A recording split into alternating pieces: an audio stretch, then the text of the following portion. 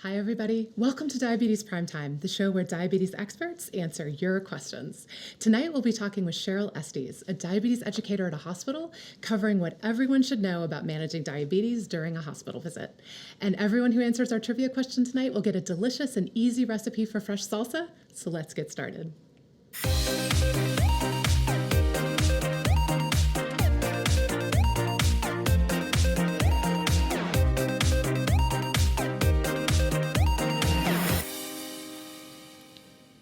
Cheryl, thank you so much for joining us tonight. It's a pleasure being here. Thank you so much. It's very exciting. So, folks, if you have questions for Cheryl about a hospital visit or anything else, put them in the comments and be sure to tell us where you're watching from. Also, as a big baseball fan myself, I know if you're here with us, you're not getting to watch the beginning of the All-Star game, so I'll be sure to try to give you some score updates as they happen. So, Cheryl, there are really two types of hospital stays, right? Okay, Planned and unplanned. Sure. So let's start by talking about what people with diabetes should know about a surgery or procedure that they know is coming up. Right, and often surgery is typically what you would say is a leading reason for someone to know that they're going to be in the hospital. Exactly. Definitely. Exactly. In general, plan. Talk with your doctor. Make sure you have the pre-admission screening questions. Write things down. Make sure you have that handout about admission and discharge instructions. In general, just learn what is to be expected before, during, and after the procedure. Anything from special diet needs, of course, for a dietitian. We'll be talking about that later. We had a lot of questions about that. So. Any changes in medications, what to expect with recovery and pain, maybe even what to ask for when you need to call your doctor, for symptoms after the procedure that might not quite be going right. So what I hear you saying is you can't ask enough questions and you can't think ahead enough. Absolutely. You can't, you want to be thinking through every scenario of what might happen. And even a really smart planner will think about their plan at home. People have pets. They have bills to pay. They have a house to clean. They have maybe children to take care of. Sure. Or an adult parent that they're the caregiver of. Absolutely. So having that plan, even if it's just for a couple of days, just having peace of mind that things are taken care of while you are taking time for yourself. Exactly. And even planning after the procedure. More than likely, you're going to need some R&R. So plan ahead and know that you've got some support. And so you're not anxious about what's going to happen when you leave. Precisely. Yeah. Just having some peace of mind. And folks, if you have tips for things that have helped you in the hospital, tell us what they are in the comments. We want to hear them. I know other people would enjoy hearing them, but I interrupted you, so keep going. Hospital experiences are very individual, individualized. So it's good to hear feedback from anybody. Like what was helpful. Have an advocate. Even if it's a brother, a sister, a spouse, a friend. An adult child, perhaps? Your mind is somewhere else when you're in the hospital and when you're thinking about procedures going on, whether it's hip surgery, knee surgery, whatever. Mm-hmm. So the idea would be to have someone who's your ears. Absolutely. Yes. and can say, okay, I'll take this folder for you. I'll write these instructions down for you. Because you're probably not going to be remembering everything that the doctor's saying, because it's just so overwhelming. Right. I love that idea of an advocate. I think that's a really good suggestion. On a more serious note, it doesn't help to know that you have a healthcare power of attorney. For someone who can make medical decisions for you. Sure. So that's thinking about your advanced directives. It sounds kind of serious, but it's kind of like carrying an umbrella. It's like you have it and then it's not going to rain. Right. And so you have the plan and then that just removes another layer of anxiety. And if anything, just plan for the day. Don't be afraid to pack your favorite book, puzzles. Oh, sure. Toiletries, of course they'll have toiletries at the hospital, but if you have your favorite lotion or whatever, pack a bag. They're not going to care. Sure. Just make yourself comfortable. Bring the comforts from home to the hospital. Exactly. Exactly. Oh, I love that. Exactly, I love yeah. that. All right, we're going to keep talking about that. Yes, But yes. first, we are going to do our trivia question. So tonight's trivia question is sponsored by Arkwright. And if you answer tonight's trivia question, you will get a delicious recipe for fresh salsa. So our trivia tonight is there are 3 main types of diabetes. There's type 1, type 2, and which one of the following?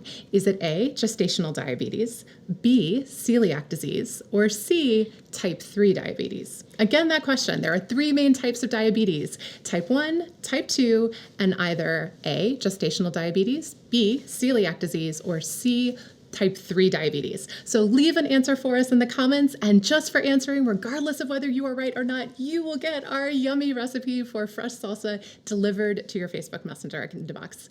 And trivia tonight is brought to you by Arkwright. Arkwright has been working for over 50 years to make the lives of people with diabetes simpler and easier. Their blood glucose monitoring products and personalized approach to diabetes management helps empower people to live richer, healthier lives. They make our show possible, and we appreciate it. So let's talk a little bit, Cheryl, about how the hospital works. I know the number one concern that people in our Facebook group had was how to make sure that the food they were going to get in the hospital was going to be healthy. Right. Deborah asked, what's the best way to advocate for yourself while in the hospital about diabetes-friendly meals? I know, and it's so so the good news hard. here, folks, is Yeah. Cheryl is a dietitian. so She's going to hard. share all the secrets with us. So Yeah. take it away, Cheryl. I tell you, I will tell you my experience. I mean, I have 2 kinds of patients. One that feel that they're totally restricted and that they're on this perfectly horrible medical diet, and then others who are really engaged in their self-care and they do care about more like whole grain, healthy cooking, So I get both ends of the spectrum when it comes to meeting that happy medium that the hospital kitchens, they're not the bad guys.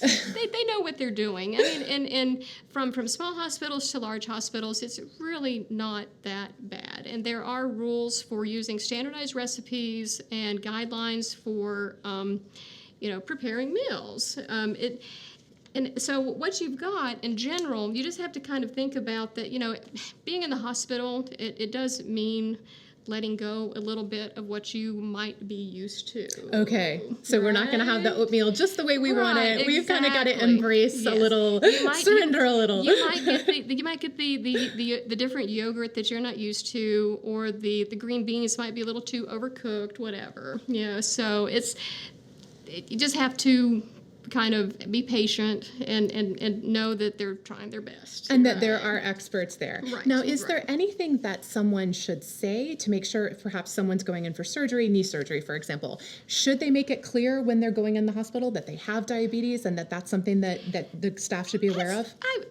You would hope that with pre-admission planning that they would know that was part of the admission diagnosis. And believe me, we have far more medical diets on our patients than we do just the regular open-ended order what you want kind of diet. Got it. Very, very likely, your admitting doctor will be very astute with the admission orders to include what's called a diabetic diet order. Now, the diabetic diet order has gone through various names. The ADA diet. And now it's pretty much what's a calorie-controlled, consistent carbohydrate meal plan. Okay. The way it's set up is for the meal plan to be within roughly 60 to 75 grams of carbs, which is, for a 400 to 500 calorie meal, pretty reasonable. Okay. And especially for needing energy needs while you're in the hospital. For recovery or right, things like that. right. Got it. And I cannot speak for every hospital across the nation, but I would say in general you've got 2 types of meal order systems. Okay. One is kind of a pre-planned menu system where the liaison comes and says chicken, beef, or fish. Okay. You kind of pick your meal. It's like a flight, Right. like you're on the Right. airplane. Right. You pre-pick your meal, and that's what you're going to get during the next round, because what it is their meal planning is on a week rotation. Okay. Now, the hospital I work with, we actually are more room service, where they actually have a menu in their patient guide, and they get to decide what to choose. And the menu itself does have some marking as to how many carbs are in the certain food. Okay. That way you kind of know. Okay. You know, So you're can- informed. It's kind of Exactly. like looking at a nutrition facts Exactly. label. You are informed, saying, yes, the spaghetti entree is an option, but it's 45 grams of carbs Okay. or 3 carb choices. Okay. So Got now it. carb counting for everyone, might not be, the perfect method. Some people just want to choose a healthy plate or not be guided that they have to, be portion controlled. However, for the diet office, having that diabetic menu does throw in some triggers Okay. for food choices. Okay. Now, you have to keep in mind the diet office, they're not food police. Okay. So, when there might be feedback about, I can't believe this is being offered on the diabetic diet. Okay. What you have to understand is from a diabetes standard and from an evidence base, it's very hard to say that there's nothing different than just needing a balanced macronutrient diet Okay. of carbohydrates, protein, and fat. Okay. There's no magic trick other Okay. than calorie control and portion control. Got it. And consistency, which in the hospital, you're going to be consistent. You're going to get You're that gonna number get of calories. you're going to get that breakfast, lunch, and dinner. Okay. The only thing that I would want to bring up is with diabetes management, the meal plan might not fit what you're used to. Okay. Right? Okay. Because let's say you're a breakfast person about 10 o'clock. And breakfast is probably going to come They're at a very going to be set calling time. you at like 7:30, 8 Yeah. o'clock saying, what do you want for breakfast? Okay. Now, room service might be a little bit more flexible because you can call within a window of time. Okay. However, you got to anticipate being hungry because room service usually takes longer to get to you. Got it. So either you've got the cart coming at their schedule. Right. Or- it's, yeah. So that can make it really tough, especially for people who aren't even used to eating consistently. I gotcha. Yeah, All right. I'm going to pause you right there and say Yes, hello excellent. to a whole bunch of people. We are going to say hello to Kathy in Nova Scotia. Wow. Hi to Paula from Pennsylvania. Gaylor is in Western Australia. My Oh my goodness. gosh, how exciting. This is awesome. Brigitte is in Alberta. Ranjit Shah is in West Des Moines. And Judy said she joined us midway through. Judy, you haven't missed a thing. You can always go back and watch the replay, but Cheryl has just been bringing it about nutrition. And I want to say hello quickly to the wonderful Cindy Lou. I hope she's watching now or on the replay. She is the heart and soul of our diabetes Facebook group, and she is now a grandmother. So congratulations, Cindy. We are sending much love to you and your daughter and son-in-law and your gorgeous new grandson. We're so happy for you. All right, Cheryl. So we're back to questions about the hospital. Okay. Very good. How often, typically, are they going to be take your blood sugar at the hospital? Yes. You will find that, first you have your emergency category of patients. Let's say Okay. that, where they actually Okay. came in with a diabetic crisis, whether Okay. it's like hypo or hyperglycemia. Got it. If they're really high blood sugars, you're going to expect an insulin drip. You're going to be expecting blood sugars like every 30 minutes to an hour. Because they want to get you They back really in want to see control. where are you going. Okay. For more stable, maybe planned admission or a less like diabetes critical type admission, what you're probably going to expect is blood sugar checks a little before every mealtime. Okay. So because the Got it. plan, which we'll get to medicine. Okay. Yes, we'll talk about that, folks. Because that leads into medications and why they do what they do. Okay. Checking the blood sugars will typically occur roughly before each meal and maybe toward the evening. So you can Okay. expect maybe blood sugar checks about every 4 times a day. 4 times a day. Right. Okay. So that's consistent with what a lot of folks do at home. So that makes Exactly. sense. Okay. Some people who are, let's say, less medicated and more lifestyle treated with having diabetes, it might be a little more than what they're used to. Okay. But when you're under surgery, when you're under stress, it's not a bad thing to know what your blood sugars are doing. Absolutely. Oh my gosh, I think that's so important. I mean, the more we learn knowing what's happening with blood glucose, especially when you're recovering or going through something traumatic, absolutely. So that's great. Yeah. And to bring that point, for quality of care, with hospitals. A lot of their quality initiatives when it relates to diabetes is preventing low and high blood sugars in the hospital. Absolutely. So it's still never perfect, but there's a lot of initiatives to work on, preventing things that can cause high and low blood sugars, trying to get patients on a schedule. Usually it's the mealtime and the insulin mix-up that causes some issues, or the patient says they're going to eat and then they don't. Right? You take a nap or something like that, and then suddenly, or the doctor decides to make them NPO. Okay. But usually they kind of wait, for things to balance out. Meal planning and blood sugar checks can definitely be a little off of your comfort zone schedule for a lot of patients. All right. So our next question is from Rosemary. You mentioned medications earlier. Rosemary asks, why do they have a list of medications and then disregard them? They used a different type of insulin, a different schedule, and a different dose. Yeah. And you were alluding to that earlier. Yeah, I would hate to say that it would be totally disregard. Okay. My experience is at some point, some professional, whether it's a medication specialist, the admitting nurse, the doctors, they do what's called a medication reconciliation. Okay. And I see the home meds put in the computer system for that patient all the time. Okay.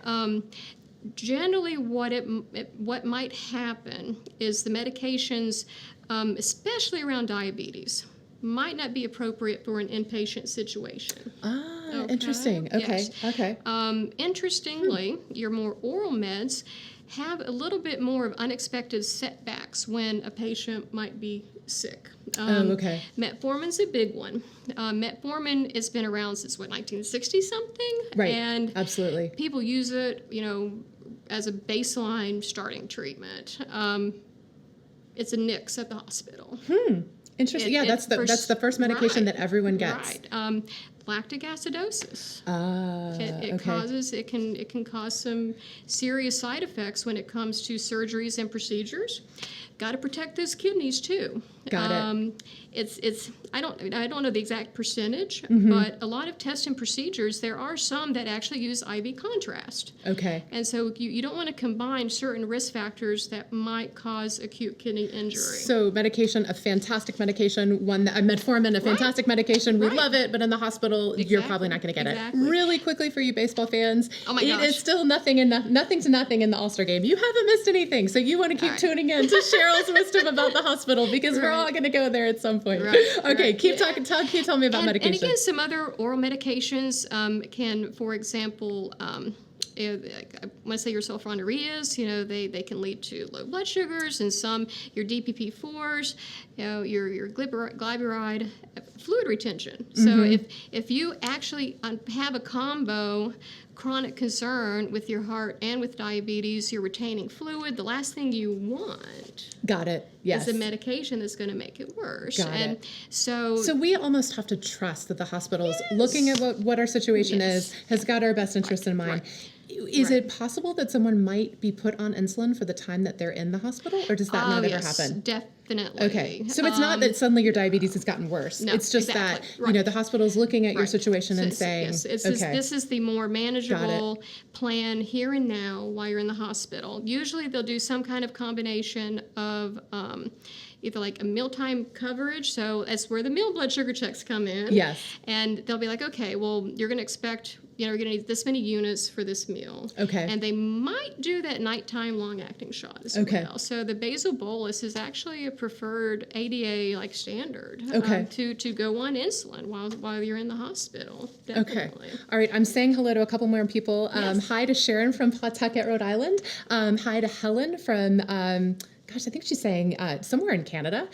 Terry from Chicago. We are so happy that you are all here with us. That is wonderful. So thank you for joining us, and let me know if you have questions for Cheryl. We will ask them, and we'll ask as many as we can get to.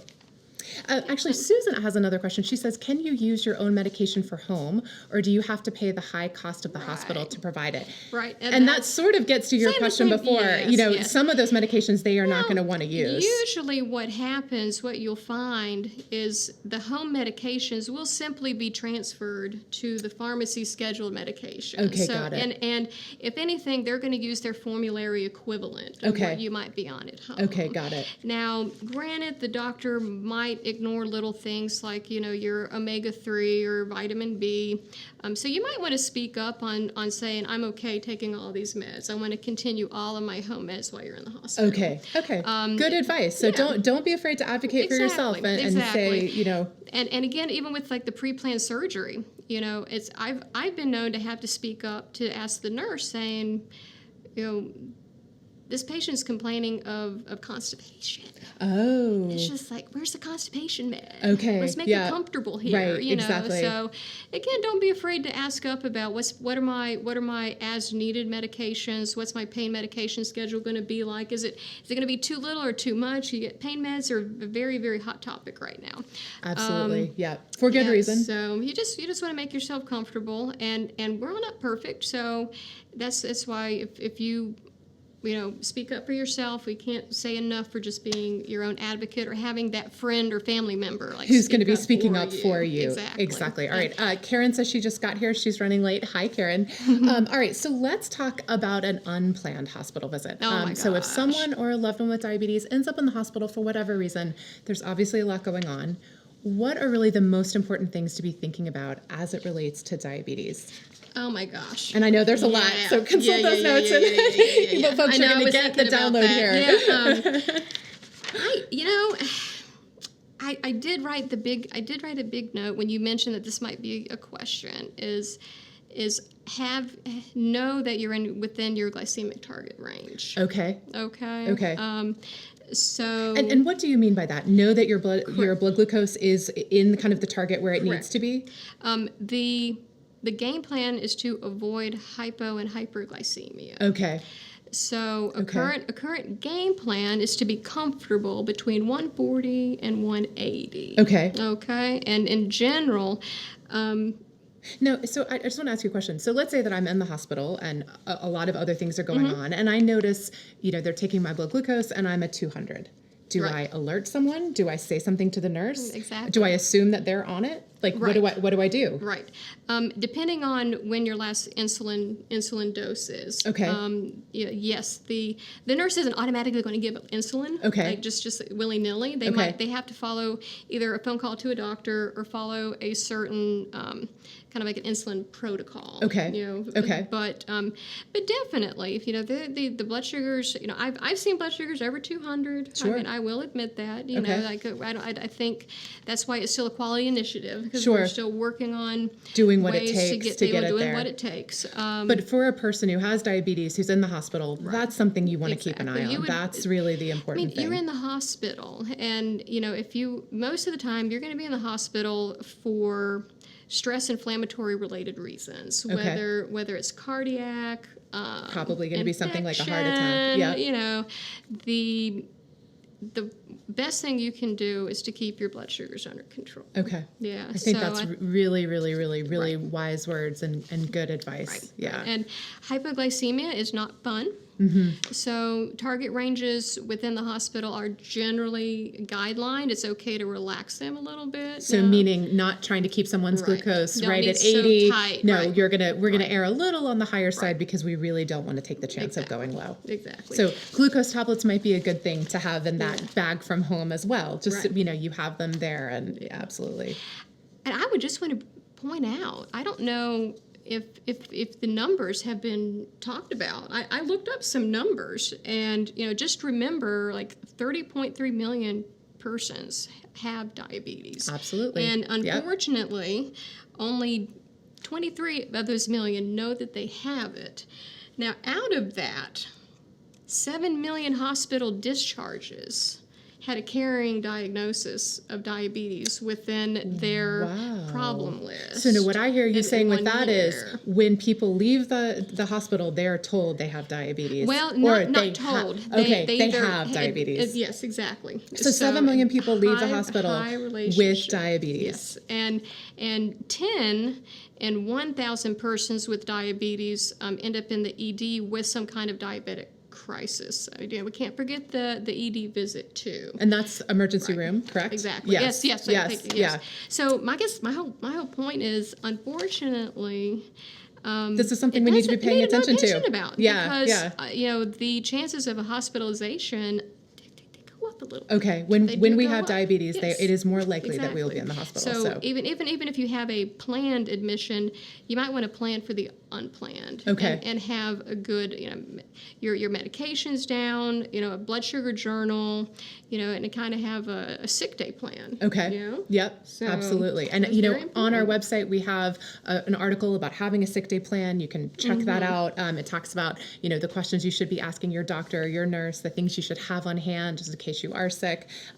When you get in that moment, you're not going to be thinking clearly. So that's why having the plan is so important. Yeah, and I just was thinking with.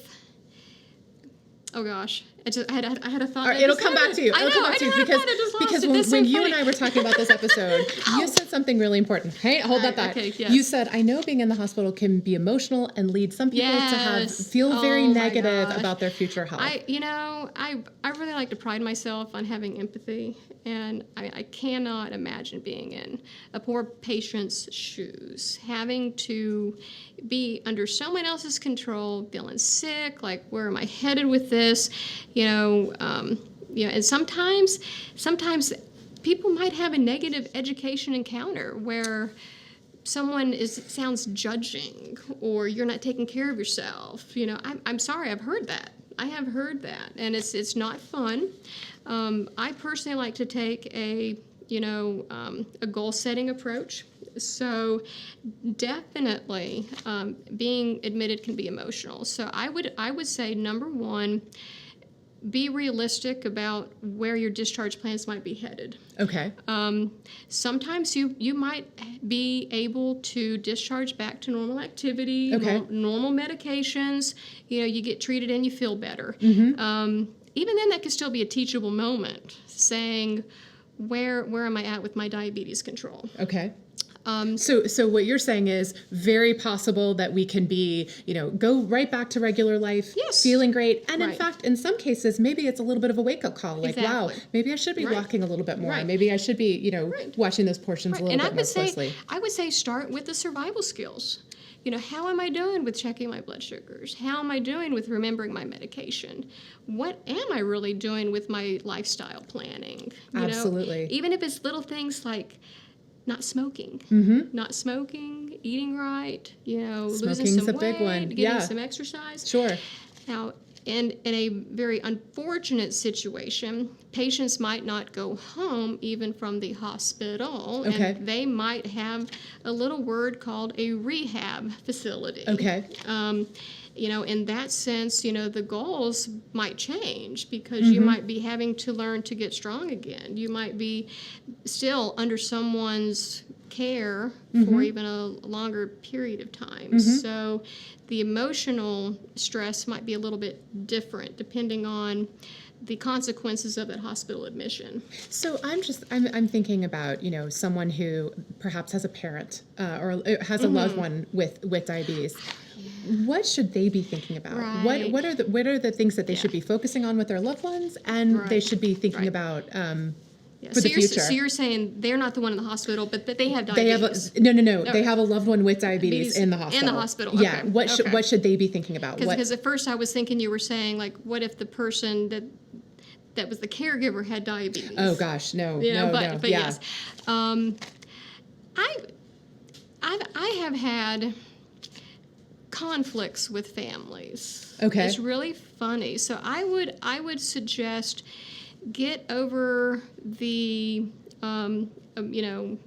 just get over the nitpickiness of who's in control. Okay. Have that conversation about, I got this, you got this. Okay. Like if I can't manage my meals because I'm not able to have the strength to, properly prepare a meal, then fine. Let's talk about a menu and a meal plan. But I can sure take my own pills without you drawing up my insulin or So you're saying, reminding me of my meals. family members need to really listen to what the yes. patient is saying. Right, And if they're saying, I want a little more independence, you got to pay attention to that. Right. Gosh, that's hard, but I know it's such good advice. And care transition, it is really tough. And sometimes the hospital might mean a little bit of a care transition. Or the patient coming into the hospital is in already a caregiver situation. And it can be stressful for both because maybe the caregiver starts thinking, what am I doing wrong? Right. And then it turns this brings into this, all these emotions to the surface. Yes. So I just try to set realistic goals, kind of try to think about what are we really trying to achieve. You're trying to help that person get better, and what is it going to take to get and there? Have some agreement, but focus on doable things. Definitely. Doable things. Yeah. All right, we are going to take a short break here and do something a little different and exciting. So we're going to play a video, and this video is going to show you how to make that super healthy and easy salsa recipe that we're giving away tonight. So we'll play the video and then come back and keep taking your questions for Cheryl. Today's recipe is a simple, no-cook option that's a great side dish to go with any kind of grilled meat or Mexican entree. It's a fresh salsa that's easy to make and uses the beautiful tomatoes that are in season right now. There are a few simple ingredients here. Start by dicing up a red onion into small pieces and add that and the lime juice to a bowl. Next, cut up the garlic clove and the jalapeno pepper, which is really going to give the salsa some spice. If you're less crazy about spicy foods, you want to make sure to remove the seeds because that's what really makes a jalapeno hot. Chop up the pepper and the garlic clove very finely and add it to the onion and lime juice. Wash your tomatoes well and cut them in half. If you're using regular tomatoes, just cut them up into bite-sized pieces and add them to the bowl with the rest of the ingredients. Wash and cut up the cilantro and add it to the bowl with half teaspoon of salt. Stir it together gently and you're ready to eat. Enjoy! Love that recipe and have made it more times than I can count. So Cheryl, we have our Amazon Choice comment of the week from Sharon. And gosh, this is a great one. She says, how do I take care of myself and make sure that I'm staying healthy when I'm also taking care of a loved one who's in and out of the hospital? All right, before you answer that, hold on. A big thank you to our sponsor, Amazon's Choice brand of blood glucose monitors and blood pressure monitoring products. They make healthcare more affordable. All right, so Cheryl, caregiving, what should we know? Right. I think the perspective would be, are you already stressed out before the patient was in the hospital, or is it the hospitalization that leads to the distraction? Okay. Right? Okay. I would say let's take it to where the caregiver wants to stay healthy and they feel that they're being distracted from themselves for far too long because they feel like an overstretched caregiver. Yeah. I hate to say it, but maybe that patient being in the hospital, number one, can give you a break. Okay. That's a great way to look at it. I hate to put it that way, but that loved one is in good hands. They're getting rest, they're getting meals, they're getting taken care of, they're getting treatment. And it's an opportune time to have that conversation of, am I being overwhelmed? Sure. And how can we have a planning, care-providing discussion about where, enough is enough. And what can we do to all love each other, but have some good home health planning.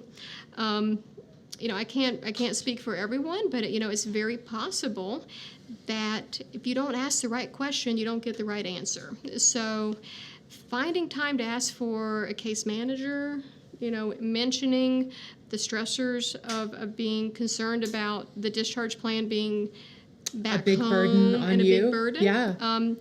take the opportunity to see what's available. Okay. I'm not the world's expert on what home resources are available, but there's a lot of home care transition stuff going on. So in some ways, almost having someone in the hospital is an opportunity to see all the resources that are out there. Correct.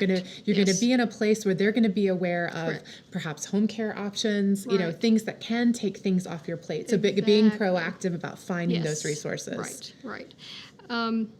Just in general, having someone in the hospital does take from time because caregivers usually might have a job. Sure. It's just something else that is that they have to go and talk to the doctors about. I would say surrender a couple of things at least for that time being. Okay. Like Decide, really prioritize what's important, and then focus on. If you're used to your afternoon walk and you miss a walk for for the next 3 days, whether in the hospital, just surrender that, right? But and that means don't beat yourself up. Right. Don't let perfect be the enemy of good. Right. Yeah. Let some things go. Okay, I like that. Definitely try to follow a good meal schedule. Okay. Maybe some to go. A lot of times the hospital's not going to feed you. Right. Right. You're not the patient, so a lot of times, they do have a cafeteria. Just most cafeterias are going to have some kind of healthy to-go option, like a to-go salad, protein bars, fruit, something like that, to where you can at least feel comfortable that you've taken time to nourish yourself. Right, that you're getting enough food, getting some healthy food. Exactly. Yeah. Sleep, Yes. go home, wind down, turn the lights down, do good bed hygiene, and just take care of yourself, let it go, and get some rest. And then start back with visiting your loved one the next day. But burning yourself out is not going to help. Not going to help. No, not at all. I think Not that's at so all. difficult as a caregiver to hear, but so important. Right. All right, as a general question about hospitals and doctors' offices, when someone has to fast before Right. a visit, is there anything they should be aware of? Right. And obviously, folks, you need to talk to your doctor about Exactly. about your Yes. specific situation, but we're talking general guidelines. This is general. just information, but if someone were thinking about the situation to get good questions for their doctor, Right. what would you say to Right. them? Number one, if the doctors didn't mention a specialized change in medications, ask if your medications have to change during that time that you're fasting. Okay. You might have to reduce a dose, not take a pill.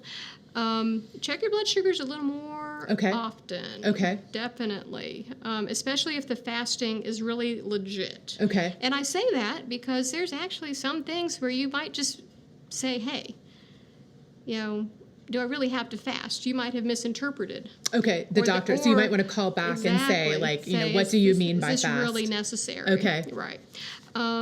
If you have some instructions, I'm checking my blood sugars, and I'm at 62. What do I do? Right. More often than not, like glucose tablets or glucose gel are going to be perfectly fine. Okay. Even That's really good to fasting. know. Yeah. That even if you're fasting and if you're 62, you want to be Right. calling that doctor's office. You want to be treating that low. But definitely take fasting seriously because as a diabetes educator, I'm always telling patients eat consistently, don't skip meals, and then the doctors are turning around and saying those doctors skip a meal, so it's just definitely just in summary, check your blood sugars a little more. Okay. And know what to do with your medications. Yeah. Wow. Oh, One more thing. Another little tip. I was just thinking about that. If it's definitely a planned fasting, like for surgery, avoid anything that might lead to physiological drops in blood sugars. Okay. Like if I know some persons with diabetes that are hardcore athletes and stuff. Oh. Take a break. Don't have any excessive activity like right before you're going to fast, and have some healthy options. The night before fasting is not the time to party with beer and shots and, Sure. and celebrate the game that's happening right now. You know, Still nothing, by the way. Right. Last time I got a score update. Alcohol can lead to low blood sugars Absolutely. a little later. So just be Unpredictable. exactly. Yes, Yeah, yes. So just be healthy. Don't and complicate get your life. rested, get well fed before you have to fast, and that ought to help. That ought to help. I love it. Sure. Cheryl, this has been such a jam-packed show. I feel like everybody's going to go home and watch it again and take notes. Before we go, here is the answer to tonight's trivia question. The third main type of diabetes is A, gestational diabetes. Everyone who answered the question or left a comment for us will get our delicious recipe for salsa that you now know how to make, thanks to that video. That recipe will be delivered to your Facebook Messenger account for free. So if you haven't done so yet, go ahead and answer that trivia question. You'll still get that wonderful recipe.